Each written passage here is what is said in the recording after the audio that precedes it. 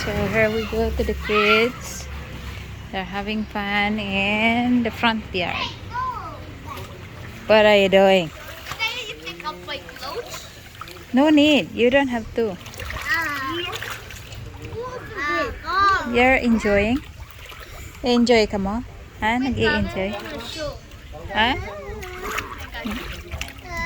Wow!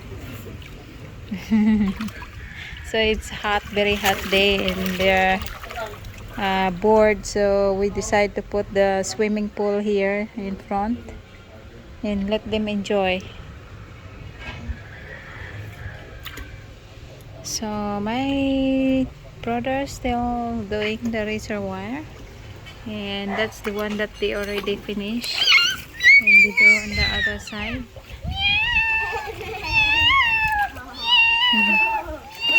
Uy, quiet.